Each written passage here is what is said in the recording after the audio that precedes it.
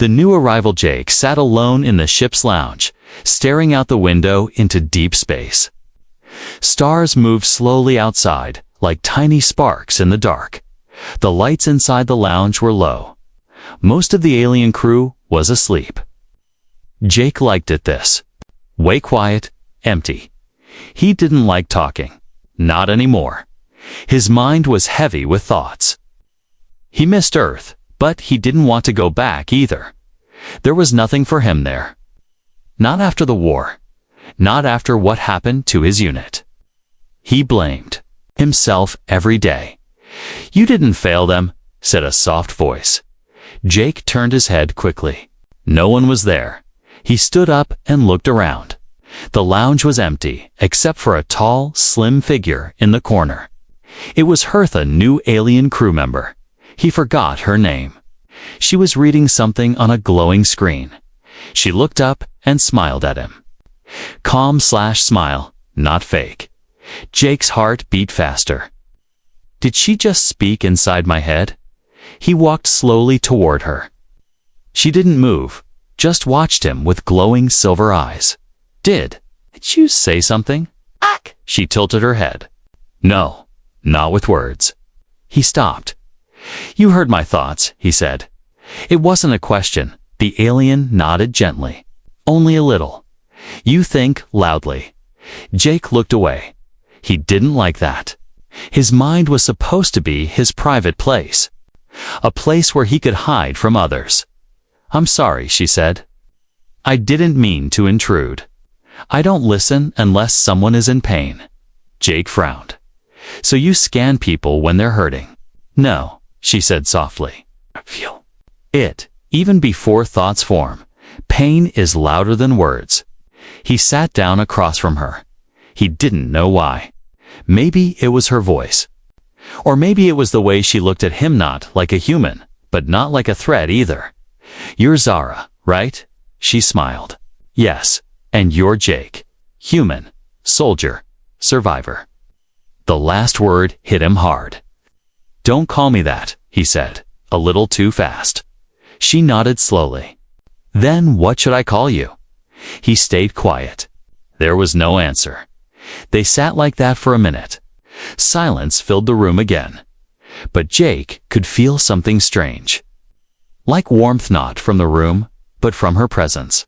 I've met humans before, Zara said, but not like you. Most are loud, curious. You are quiet, heavy. Jake looked at her. And that makes me different. No, she said. That makes you real. He didn't know how to respond to that. His hands were shaking a little. He hid them under the table. You don't need to hide your pain, she said. Again, dash his thoughts. Read like an open book. Jake stood up. Stop reading me. Zara didn't move.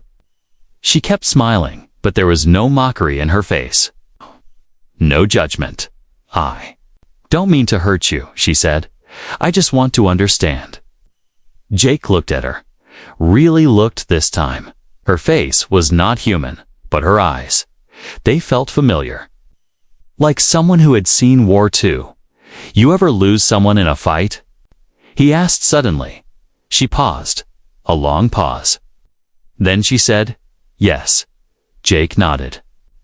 Then maybe you do understand. He turned to leave. As he walked away, he heard her voice again, not out loud.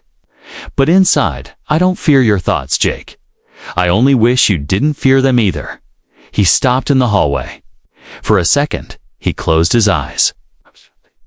Something had changed in that moment. He was still scared, still broken, but someone had heard his thoughts. Sans smiled at him anyway. Asterisk, Jake didn't talk to her for 2 days. He stayed busy with his routine training, security checks, and quiet meals in the mess hall. But no matter where he went, he felt her eyes on him. Zara, the telepath, who heard thoughts and smiled at pain. Jake didn't know what to make of her. She wasn't like the others. The rest of the alien crew stayed away from him, not because they hated him, but because they didn't understand him. He was the only human on board. After all, But she was different. She never asked questions out loud, but still answered the ones inside his head. It was on the third day that everything changed. Jake was in the simulator room, doing a combat drill. His mission was simple: defend the command center from enemy bots. The alarm started. Sim bots charged at him. Jake moved fast, like old times. But then something happened. The lights glitched. More bots appeared than expected. A programming bug. 3 bots rushed him at once. Jake blocked the first strike, dodged the second, but the third hit hard right in the side. He fell to the floor. Memories flooded back: gunfire, screams, his squad yelling his name. He wasn't in the simulator anymore. He was back on the battlefield. Back in the real war. His body froze. He couldn't breathe. Then, suddenly, the bots stopped moving. The simulation shut down. Jake blinked. Zara stood at the door, calm, watching him. "Why did you stop the sim?" he asked, angry and confused. "You weren't in the sim anymore," she said. "You were somewhere else. Somewhere painful." Jake sat up.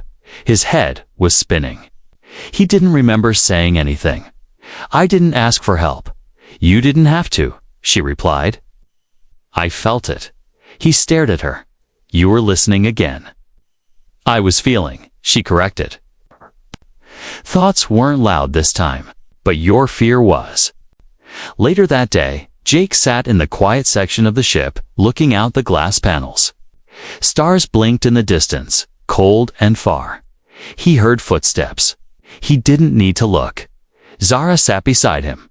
"You're angry," she said gently. "No." "Just tired," Jake replied. "Of me?" "No. Of myself." She didn't say anything for a while. Then she whispered, "Most beings scream when I enter their mind. Some cry, some collapse." Jake turned his head slightly. "But I didn't." She smiled faintly. "You didn't even flinch." He chuckled dryly. "Guess I'm too broken to scream." "No," she said. "You're used to pain. That's different." Jake looked at her, really looked. "Why do you always smile when you're around me?" She hesitated. "Because you hide so much inside, Jake. And yet, you're still kind. Still human." He shook his head. "You don't know me." "I do," she said softly. "More than you think." Suddenly, Jake got an idea. "If you really hear my thoughts," he said, leaning in slightly, "then what am I thinking right now?" Zara stared into his eyes, her face calm, unreadable. After a pause, she said, "You're wondering if I'm dangerous, if I can hurt you like the others. But you also want me to prove I won't." Jake's breath caught. She was right. Before he could say anything, she added, "And deep down, you're asking yourself if it's okay to trust someone again." His chest tightened. Zara reached into a small pouch and handed him something. A tiny cube. A memory crystal. "What's this?" he asked. "My memory," she said. "The one that changed me forever." He held it in his hand, confused. "Why are you giving it to me?" Zara stood up. "Because you're the first person I want to understand me." She walked away, leaving him alone with the crystal. Jake turned. It slowly in his hand. It pulsed faintly, warm like a heartbeat. He hadn't trusted anyone in years, but somehow, a mind-reading alien was the first one he wanted to listen to. Jake didn't sleep that night. He lay on his bunk, staring at the ceiling of his small cabin. The memory crystal Zara gave him sat on the table beside him. It pulsed softly, like it was alive, like it was waiting. He hadn't touched it again. He was afraid of what he might see. The next day, he finally gave in. He placed the crystal on the console and tapped it. A soft blue light spread across the screen. Images appeared not in words or sounds, but feelings, fear, loneliness, a young Zara. Standing alone in a room full of other aliens. All of them looked at her with cold eyes. She was different from them. She could feel their thoughts, their hate, her fear of her. She didn't cry. She smiled, even when she was punished for hearing without permission. She smiled. Jake's hands clenched. He felt her pain raw and deep, but also her strength. She had lived her whole life inside the minds of others, yet never let them break her. Later, in the ship's greenhouse, Jake found her watering a strange alien plant. Its petals glowed like moonlight. "You were a child," Jake said quietly. Zara didn't look up. "The crystal told you. You were punished. Just for being different." Zara nodded. "I was born hearing what others hide. That made me dangerous." Jake stepped closer. "But you still smile. Even when it hurts." Now she looked at him. "I smile," she said, "because I know what sadness feels like. I smile because I survived it." Jake didn't speak. His chest felt heavy. She touched the plant gently. Humans hide emotions, lock them in. Why? Jake looked down. Because they hurt. And if they stay inside too long? She asked. "They rot you from the inside," he replied. Zara nodded, like she already knew the answer. That evening, the ship passed through an asteroid field. Minor turbulence rocked the hull. Jake and Zara were sent to check the outer maintenance corridor. It was dark, narrow, and cold. Zara walked in front, her steps silent. Jake followed. He didn't realize he was thinking about his squad again, the mission that went wrong. The blood, the screams. Then, suddenly, Zara stopped. She turned. Slowly. There was someone named Blake. She whispered. "He was close to you." Jake froze. "How do you know that name?" he asked, voice sharp. Zara's voice was soft. "You think about him in your sleep." Jake stepped back. His voice rose. "Stop reading me." Zara didn't flinch. "I don't. Read, I feel. And right now, you're drowning." His breathing grew faster, his vision blurred. He grabbed the wall for support. "Get out of my head." "I'm not in your head," she said. "I'm in your pain." Silence filled the corridor. Jake leaned back against the metal wall. Slowly, he slid down and sat on the floor. "I let him die," he whispered. "He called for help, and I didn't reach him in time." Zara knelt beside him. "You were under fire. You were bleeding. You were scared." He laughed bitterly.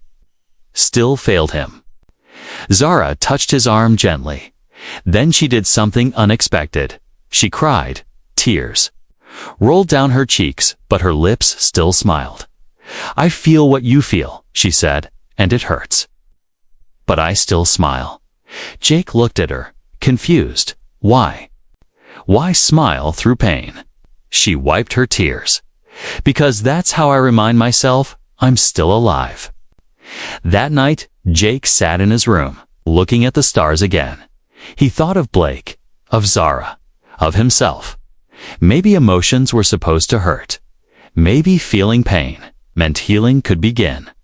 He closed his eyes and, for the first time in years, let a memory play in full. This time, he didn't fight it. And somewhere across the ship, Zara smiled again because she felt him trying. Jake had seen many strange things in space, alien creatures, dying stars, even war. But nothing confused him more than Zara. She felt everything, his guilt, his fear, his memories. And yet, she smiled. She cried for him, and then smiled again. It made no sense. People like her, people who could hear thoughts, were rare and dangerous. Most governments didn't allow them near soldiers. So, why was she here? Why on his ship? The questions began to grow in Jake's mind like a shadow. One night, he followed her. Zara often disappeared after her shift. No one knew where she went. Jake waited until the ship's corridors were quiet. He moved through the hallways, careful not to make a sound.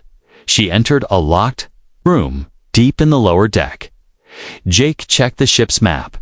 That room wasn't listed. His instincts screamed, something's wrong.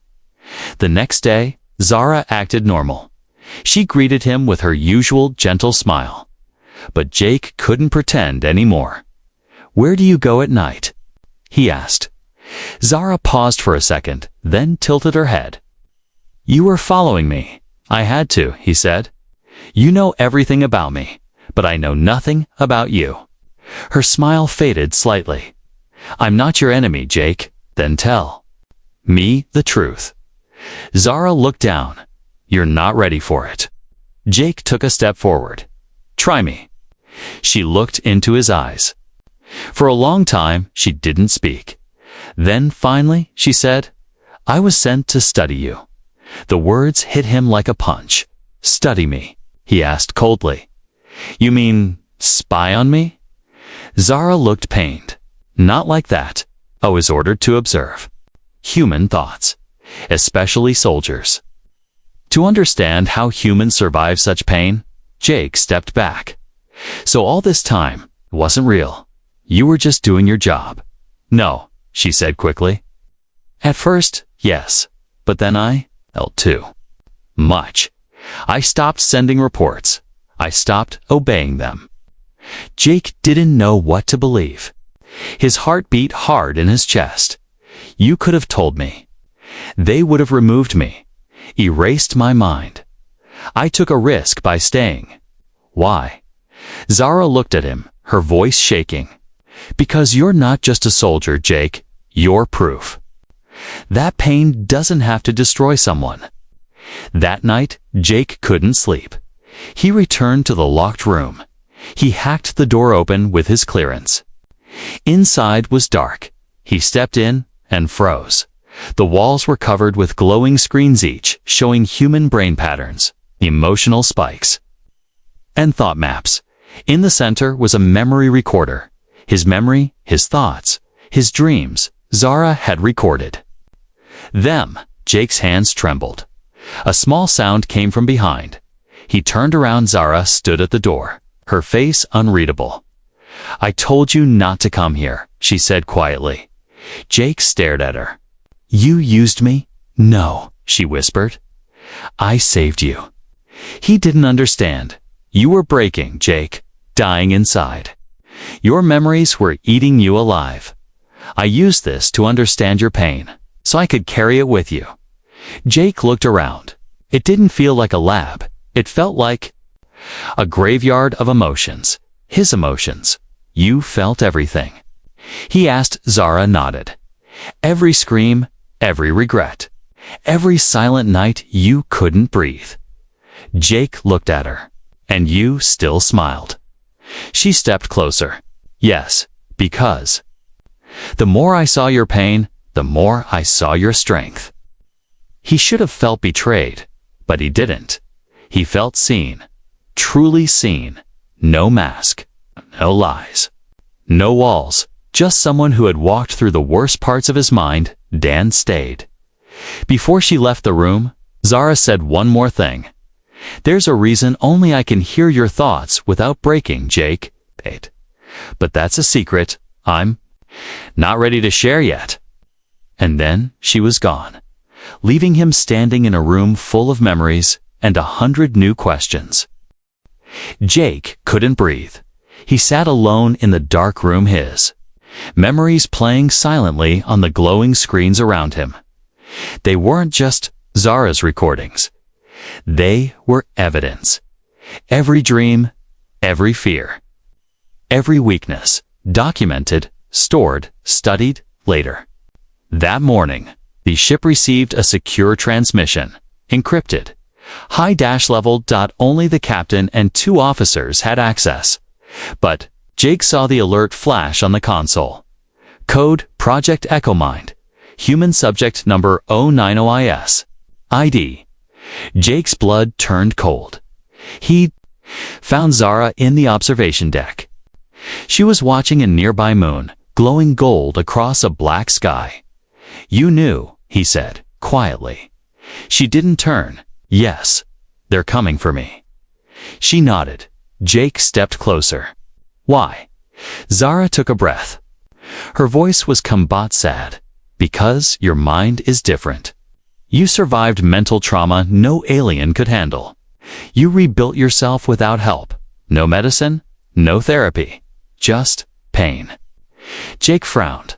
That makes me a weapon. Zara, finally, turned toward him. No, it makes you rare. But to them, yes. They think they can use what's inside you, control it, copy it. Jake laughed bitterly. They want to clone my trauma. Zara looked into his eyes. They want to install it. Into soldiers. A long silence followed. Jake's fists were clenched. And you were part of that plan? I was sent to prepare your mind, Zara said. But I stopped. Why? Because I fell in love with your silence. Jake blinked. What? Zara looked down. I never heard silence before I met you. Everyone else's mind was noisy, shouting, running, lying. But you were quiet, not empty. Just deep, heavy, real. Jake didn't know what to say suddenly. Alarms rang across the ship. Incoming vessel. No ID, high threat level. The crew rushed to their stations. Zara's eyes widened. It's them. Jake stood still. Who? She looked at him. The ones who sent me. The enemy ship didn't attack. It docked peacefully. But Jake felt no peace. He was called to the command deck. Inside were 3 tall alien officers, cold, blank faces. One of them stepped forward. You are Jake Carter, the alien said. Subject. 9. You will come with us. Jake stared at them. And if I don't, you don't have a choice. Your mind no longer belongs to you. The words hit hard. Before Jake could speak, Zara stepped between them. Access denied, she said. Calmly. The lead officer narrowed his eyes. You are property of the Echo Mind program, Zara. Step aside. Zara's smile faded. I quit. A sudden wave of energy hit her chest. She flew back, crashing into the wall.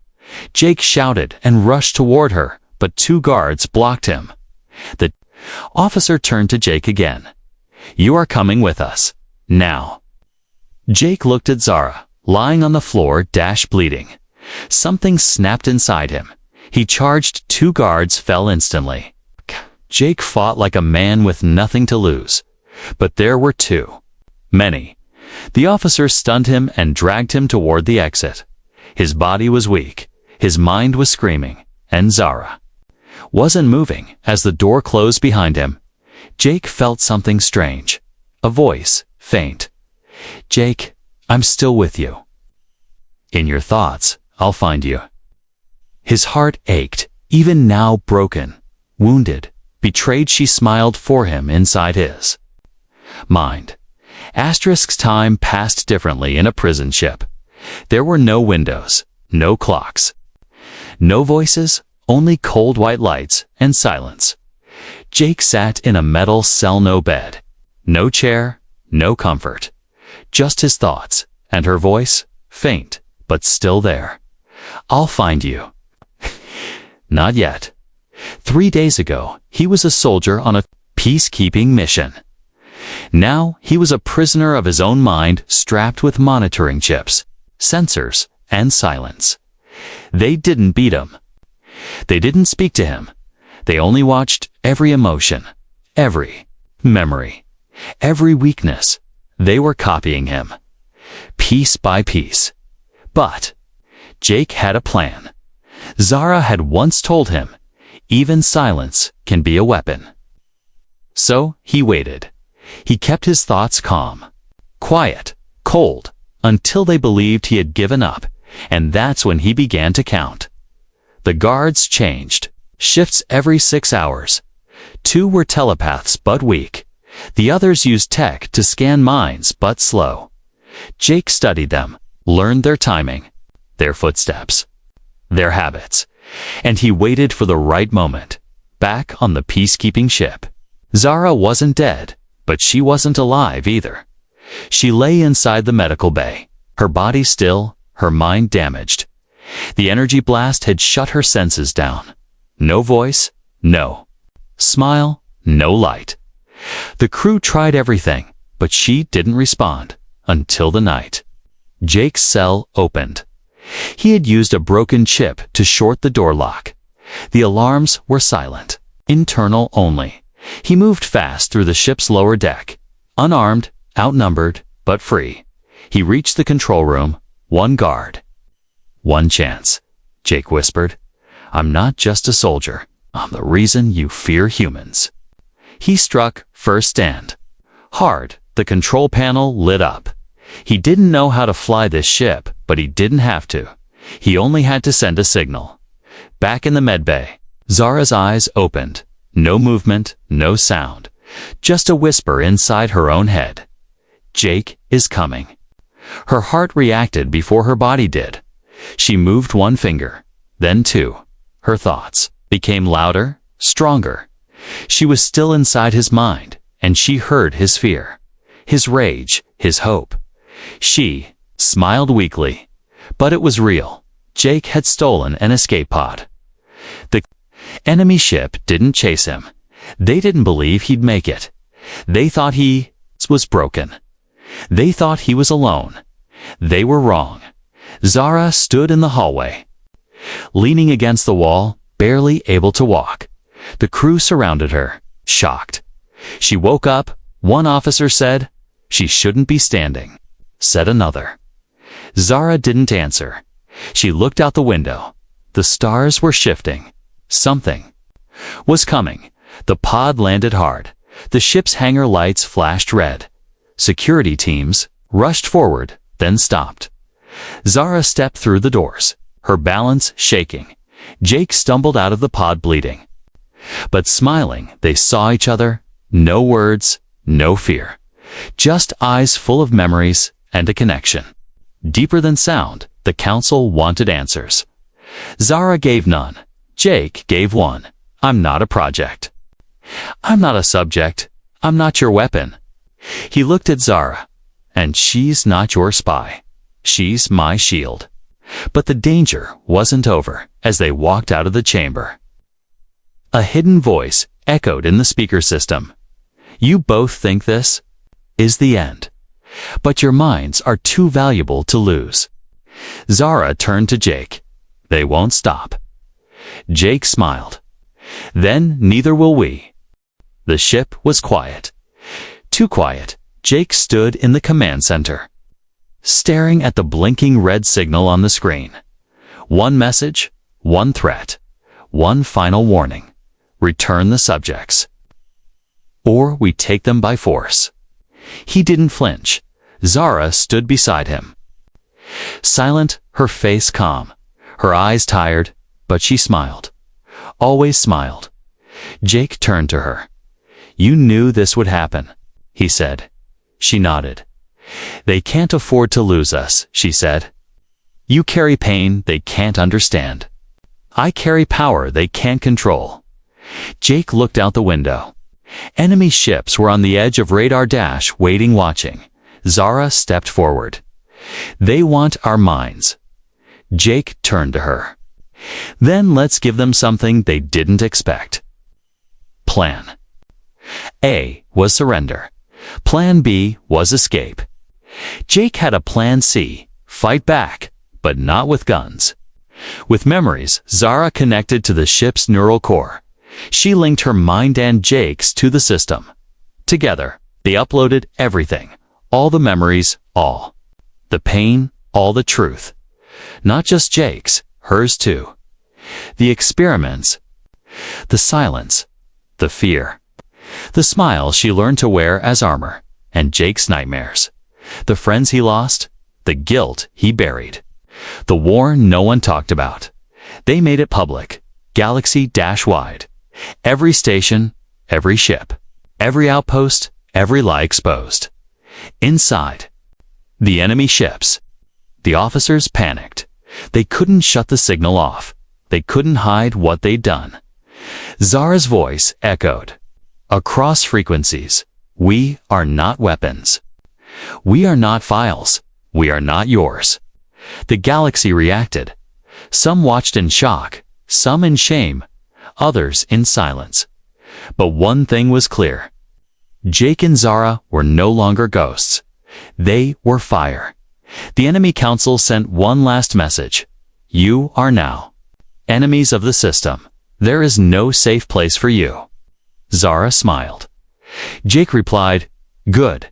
That means we're finally free. That night, they left the ship. No destination. No orders. No chains, just stars and silence. Jake sat at the edge of the small shuttle. Looking out, Zara joined him, her shoulder resting lightly against his. Do you still hear me? He asked. She nodded. Always. He turned to her. All this time. You heard everything. The worst parts of me. And still. You smiled. Zara looked at him. I smiled, she said, because the darkest part of your mind still had light. Jake swallowed hard. What now? He asked. She reached forward and tapped the navigation panel. We disappear, to where? Anywhere they can't reach our thoughts. He looked at her. Are you afraid? She smiled again. This time, it was different. It was real. Was peace? No, she said. Not when I'm beside the only mind that never tried to hide from me. As the stars stretched in front of them, Jake leaned back. He closed his eyes, and for the first time in years, there were no screams in his head, only silence and a smile.